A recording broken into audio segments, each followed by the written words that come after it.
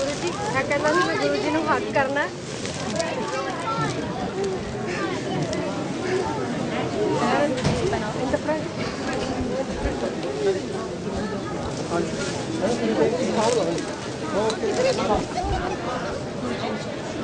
Maharaj? Maharaj, come. Coming from all the way from Germany. तो आनो Germany तो आए मिलन। My friend.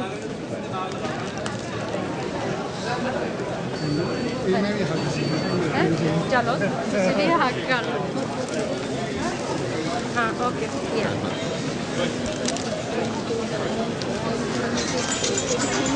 या hello hello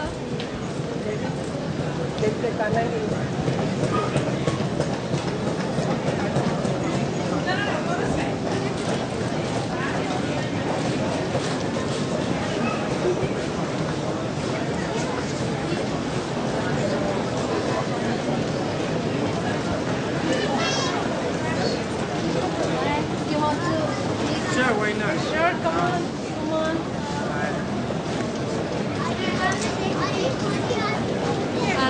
Aaron, can you take a picture of this like this?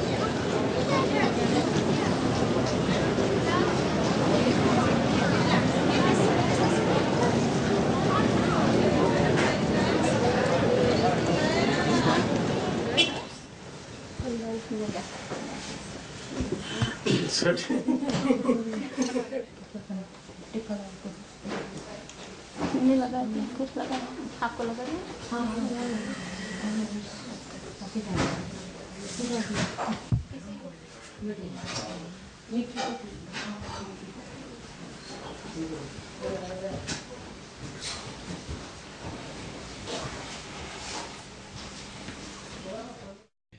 बोले सदगुरुदेव महाराज की जय।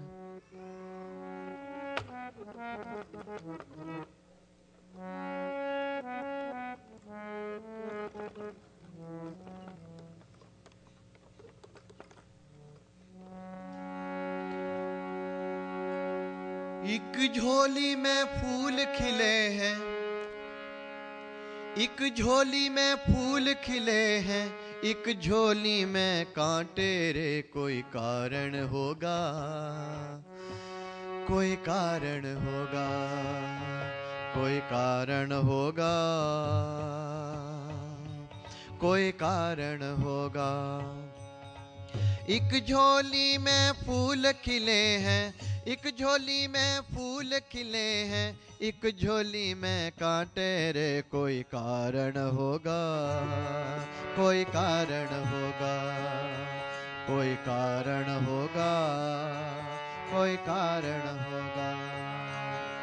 तेरे बस में कुछ भी नहीं है, तेरे बस में कुछ भी नहीं, ये तो बांटने वाला बांटे रे। कोई कारण होगा, कोई कारण होगा, कोई कारण होगा। एक झोली में फूल खिले हैं, एक झोली में फूल खिले हैं, एक झोली में कांटे रे। कोई कारण होगा, कोई कारण होगा, कोई कारण होगा, कोई कारण होगा,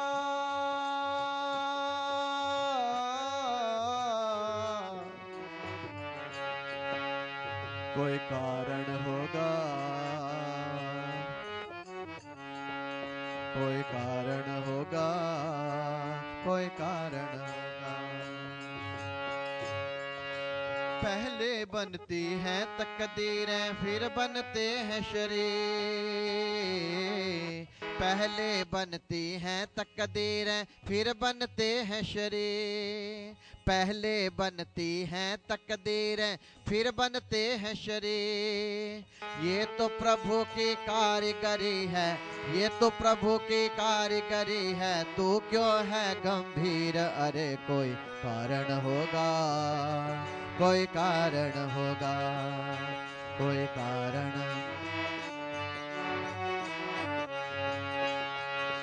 एक झोली में फूल खिले हैं, एक झोली में कांटे रे। कोई कारण होगा, कोई कारण होगा, कोई कारण होगा, कोई कारण होगा।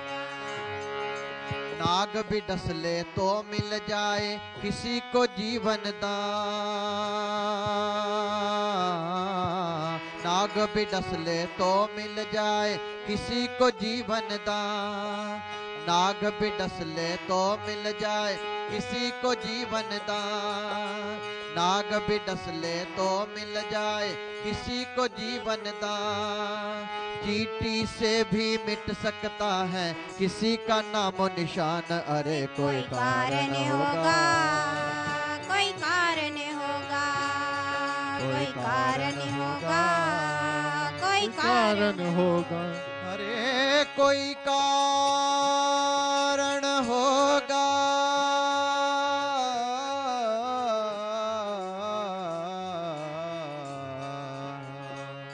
कोई कारण होगा, कोई कारण होगा, कोई कारण होगा, कोई कारण होगा।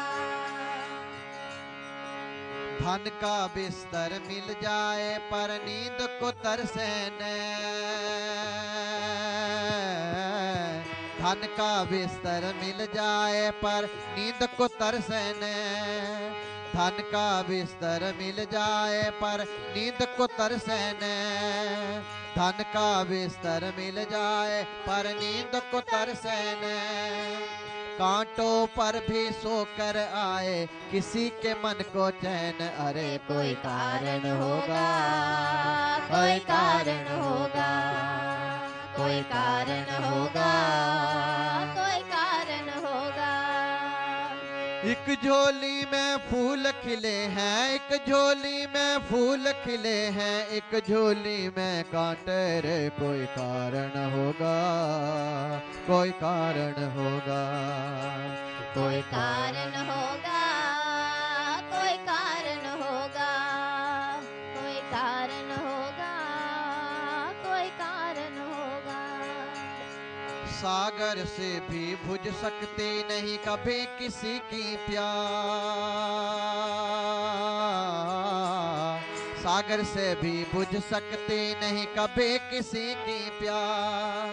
कभी एक ही बूंद से हो जाती है पूर्ण आस। अरे कोई कारण होगा, कोई कारण होगा, कोई कारण होगा, कोई कारण होगा।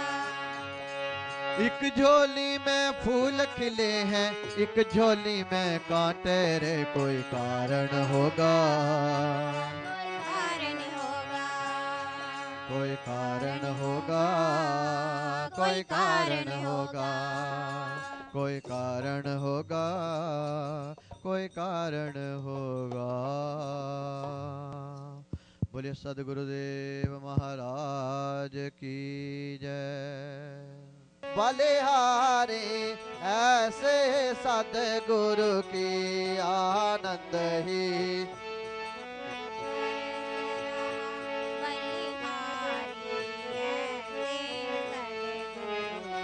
बलिहारी ऐसे सद्गुरु की, बलिहारी ऐसे सद्गुरु की, हे बलिहारी ऐसे सद्गुरु की, बलिहारी ऐसे सद्गुरु की, बलिहारी ऐसे सद्गुरु की, बलिहारी ऐसे सद्गुरु की। आनंद ही आनंद बरस रहा, बलिहारी ऐसे सदगुरु की भले ही आनंद बारिश रहा बलिहारी ऐसे सदगुरु की। बोले सदगुरुदेव महाराज की जय। आज कुछ क्षणों के लिए बड़े भाव से श्रद्धा से ताली बजाते हुए सदगुरु के चरणों में ध्यान रखते हुए माँ का नवारण मंत्र का जाप करें। ओम ऐं ह्रीं क्लीं चामुंडाय विच्चे। ओम ऐं ह्रीं क्लीं चामुंडाय विच्चे। ओम ऐं ह्रीं क्लीं चामुंडाय विच्चे। ओम ऐं ह्रीं क्लीं चामुंडाय विच्चे। ओम ऐं ह्रीं क्लीं चामुंडाय विच्चे। ओम ऐं ह्रीं क्लीं चामुंडाय विच्चे। ओम ऐं ह्रीं क्लीं चामुंडाय विच्चे। ओम ऐं ह्रीं क्लीं चामुंडाय विच्चे। ओम ऐं ह्रीं क्लीं चामुंडाय विच्चे। ओम ऐं ह्रीं क्लीं चामुंडाय विच्चे। ओम ऐं ह्रीं क्लीं। ओम ऐं ह्रीं क्लीं चामुंडाय विच्चे। ओम ऐं ह्रीं क्लीं चामुंडाय विच्चे। ओम ऐं ह्रीं क्लीं। ओम ऐं ह्रीं क्लीं चामुंडाय विच्चे। ओम ऐं क्लीं चामुंडाय विच्चे। ओम ऐं ह्रीं क्लीं चामुंडाय विच्चे। ओम ऐं ह्रीं क्लीं चामुंडाय विच्चे। ओम ऐं ह्रीं क्लीं। ओम ऐं ह्रीं क्लीं चामुंडाय विच्चे। ओम ऐं ह्रीं क्लीं। ओम ऐं ह्रीं क्लीं चामुंडाय विच्चे। ओम ऐं ह्रीं क्लीं चामुंडाय विच्चे। ओम ऐं ह्रीं क्लीं चामुंडाय विच्चे। ओम ऐं ह्रीं क्लीं चामुंडाय विच्चे। बोले जय माता दी। बोले सदगुरुदेव महाराज की जय। धन्यवाद पंडित जी। हम सब के लिए आज बड़ी ये सौभाग्य की बात है कि गुरुजी कितनी दूर से चलकर हम सबको मिलने आए हैं। कहाँ तो ऐसा होता है कि हम लोग खुद दर दर भटकते हैं गुरुजनों के दर्शन करने के लिए। आज गुरुजी खुद चलकर हमारे बीच में आए हैं। परम आदरणीय सभी माताओं, भाइयों, बहनों व कनाडा के टोरंटो के बड़ी बुद्धिजीवी वर्ग से संबंधित वैज्ञानिक, scientist, doctor, philosopher, TV channel के अधिष्ठाता, बुद्धिजीवी वर्ग से संबंधित अनंत अनंत विद्याओं के अनुभवी ज्ञाता वैसे भी आए दूर दूर से माताओं, भाइयों, बहनों, ब्रदर एंड सिस्टर, आप सबके श्री चरणों में मेरा कोटि कोटि वंदन, कोटि कोटि नमन, कोटि कोटि प्रणाम। आप जो इतने समय से यहाँ उपस्थित हैं, बैठे हैं और प्रभु की वेदों की, शास्त्रों की, ग्रंथों की जो कृपा है उसका अनुभव वर्णन सुन रहे हैं। दो प्रकार के जगत हैं इस ब्रह्मांड में, इस युग में। एक तो वैज्ञानिक परिवेश है जो हमारी इंद्रियों से जाना जाता है, आँख से, नाक से, कान से, जीवा से, मुख से, 5 इंद्रियों से जो ज्ञान प्राप्त होता है उसे भौतिक ज्ञान, वैज्ञानिक विज्ञान पे आधारित ज्ञान कहा जाता है। और जो इससे पार है, अलौकिक है, लौकिक नहीं है। जो इससे परे है,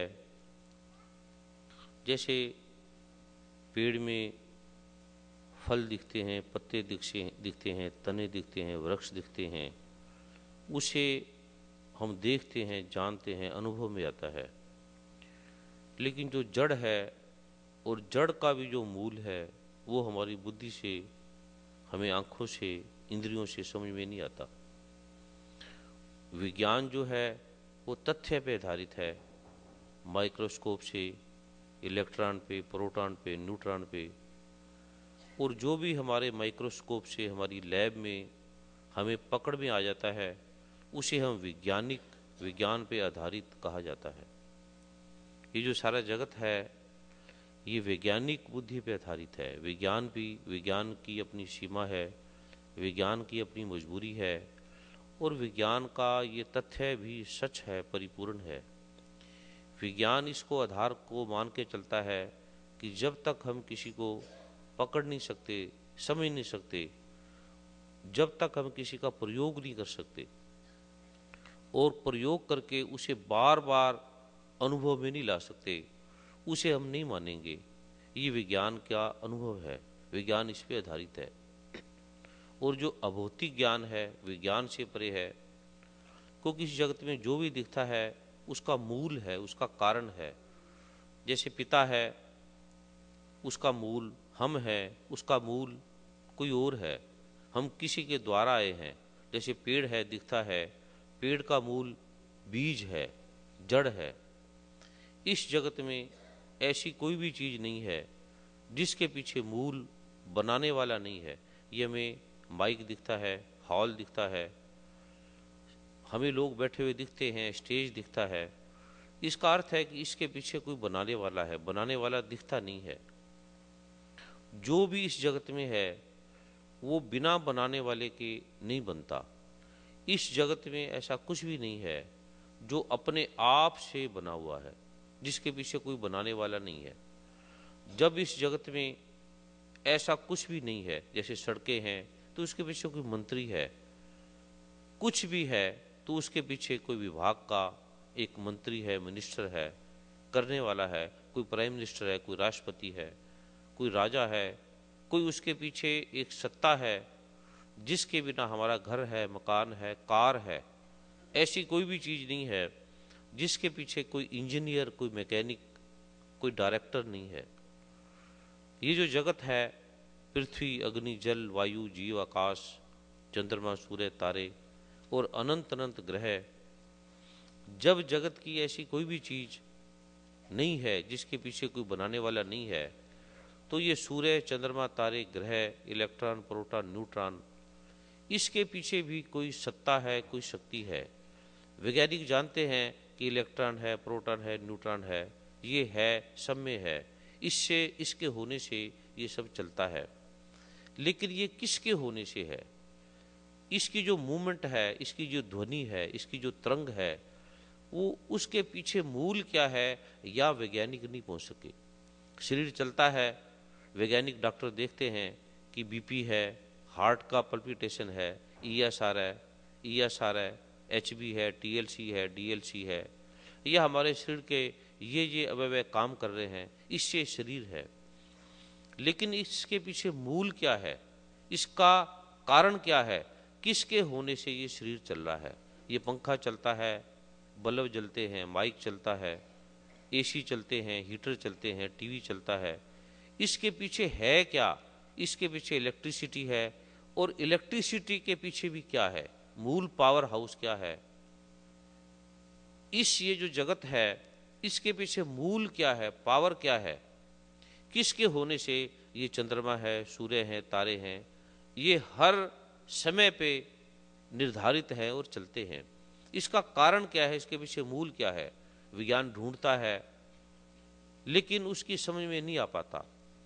जब उसकी समझ में, उसके माइक्रोस्कोप में नहीं आता तो वो कहते हैं, कुछ लोग कहते हैं कोई आत्मा नहीं है, कोई परमात्मा नहीं है।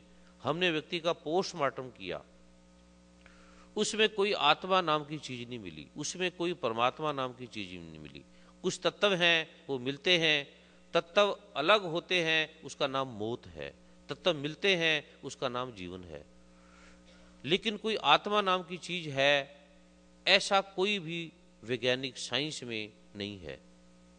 लेकिन जब आप भगवान श्री कृष्ण की वाणी को पढ़ो, गीता में पढ़ो, तत्विधि प्राणिपातेन परिप्रश्नेन सेव्या उपदेश छंतीते ज्ञानम ज्ञानी तद्दर्शिना। अर्जुन, इस रहस्य को जानने के लिए तुझे तत्ववेता संत के पास जाना पड़ेगा। तेरे मेरे अनेक जन्म हो चुके हैं, तू नहीं जानता, मैं जानता हूं। कुछ लोग जन्मों को नहीं मानते क्योंकि जन्मों की प्रक्रिया क्या है उनकी लैब में, उनके माइक्रोस्कोप में नहीं आती कि क्या जन्म भी है, जन्म है तो क्या है। गीता में, कुरान पाक में, बाइबल में, जिनवाणी में, धम्मपद में अनेक अनेक रहस्यों के बारे में लिखा है। तो प्रभु की कृपा से ये जो मंत्र हैं, बीज मंत्र हैं, जो वेदों के द्वारा वर्णित है, जो कोई शास्त्रोक्त हैं। आप अल्बर्ट आइंस्टीन की ऑटोबायोग्राफी पढ़ोगे, जिसने बड़े बड़े खोजें की, रिसर्च की, इस जगत में इतने अनुसंधान किए, इतने रहस्य जगत को दिए। तो अल्बर्ट आइंस्टीन ने भी अपनी ऑटोबायोग्राफी में लिखा है कि मुझे वेदों से ऐसे ऐसे अनुभव हैं, मुझे वेदों से प्राप्त हुए।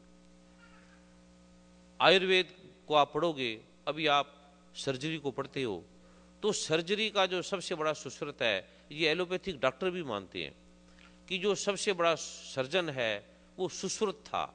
सबसे दुनिया का जो पहला सर्जन है जिसने पहले सर्जरी की वो सुश्रुत था। लेकिन सुश्रुत कहीं नहीं पढ़ा, किसी कॉलेज में नहीं गया, किसी यूनिवर्सिटी में नहीं गया, किसी से उसने सीखा नहीं। वैज्ञानिक सुश्रुत तक पहुंच गए। सुश्रुत ने ऐसी ऐसी सर्जरी की जो कल्पना भी नहीं की जा सकती। लेकिन सुश्रुत को किसने सर्जरी दी, उसका ज्ञाता कौन था, वहां तक वैज्ञानिक नहीं पहुंच पाए। इस दुनिया का जो बड़ा सर्जन था, बड़ा तत्वों का ज्ञाता था, वो दक्ष प्रजापति था, भगवान ब्रह्मा का पुत्र। भगवान ब्रह्मा ने उसे सारा ज्ञान दिया, आयुर्वेद का, ग्रंथों का, शास्त्रों का, हर विषय का ज्ञान दिया। और जो उससे भी बड़ा सर्जन था वो भगवान शिव था। दक्ष प्रजापति ने कहा कि मेरे जैसा कौन दुनिया का ज्ञाता होगा, कौन सर्जन है, कौन चिकित्सक है, कौन फिजिशियन है, मैं हर विषय का ज्ञाता हूं, तो मुझे शिव को पूजने की क्या जरूरत है। ऐसा क्या कार्य है जो मैं नहीं कर सकता, मेरे समान कौन है। जो जगत को बनाने वाला ब्रह्मा है, मैं उसका पुत्र हूं और ब्रह्मा ने खुद मुझे ज्ञान दिया है। तो उसने यज्ञ किया, यज्ञ में बड़े बड़े लोगों को बुलाया, लेकिन उसने भगवान शिव को नहीं बुलाया। उसने कहा शिव मेरा क्या करेगा, मैं शिव को भी निंदित करूंगा, शिव को भी नीचा कर दूंगा, ये शिव क्या है। तो भगवान शिव ने, आपने कथा को पढ़ा है, कैसे उसकी गर्दन काटी, और गर्दन काट के जो पहला सर्जरी की थी वो भगवान शिव ने की थी। एक जानवर की जो सिर है, अभी तक कोई भी दुनिया में कोई डॉक्टर, कोई सर्जन, कोई फिजिशियन, कोई भी दुनिया का वैज्ञानिक, बड़ा से बड़ा वैज्ञानिक, किसी ने ऐसी सर्जरी नहीं की कि आदमी की गर्दन काट के किसी जानवर का सिर लगा के ऑपरेशन किया हो। ऐसा अभी तक कोई सर्जन नहीं हुआ। तो भगवान शिव ने जो सर्जरी की, सुश्रुत को जो इस रहस्य का ज्ञान हुआ वो भगवान शिव के द्वारा हुआ।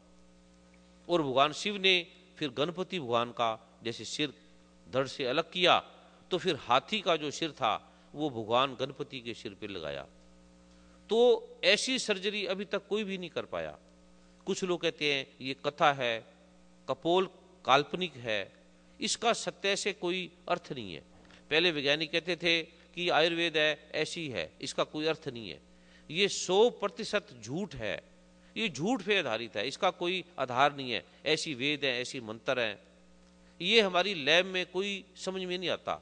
जो उनकी समझ में नहीं आता उसे वो एलर्जी कह देंगे या ना होना कह देंगे। तो धीरे धीरे जब वैज्ञानिकों ने देखा, उसके अनुभवों को जाना, फिर वो कहने लगे कि 10% ये सत्य है। अभी जो वैज्ञानिक हैं, डॉक्टर हैं, वो 90% आयुर्वेद सत्य है इसको मानने लगे हैं। भी 90% इसमें सत्य है, ऐसे नहीं है। इस वेदों के रहस्य क्या हैं, वेदों में क्या क्या रहस्य छुपे हैं, वेदों की क्या क्या महिमा है। प्रभु की कृपा से भारत के राष्ट्रपतियों का, भारत के प्रधानमंत्रियों का, अमेरिका के राष्ट्रपति का और अनंत अनंत देशों के राष्ट्रपतियों का, राष्ट्राध्यक्षों का मैं चिकित्सक रह चुका हूं। और मैं भी वैज्ञानिक बुद्धि का था, कोई पाठ को, पूजा को ना मानने वाला था। और मैं भी नहीं मानता था कि क्या इससे, वेदों के रहस्यों से, इससे पाठ से, पूजा से क्या कोई कल्याण हो सकता है, क्या रोगों का अंत हो सकता है, क्या समस्याओं का समाधान हो सकता है।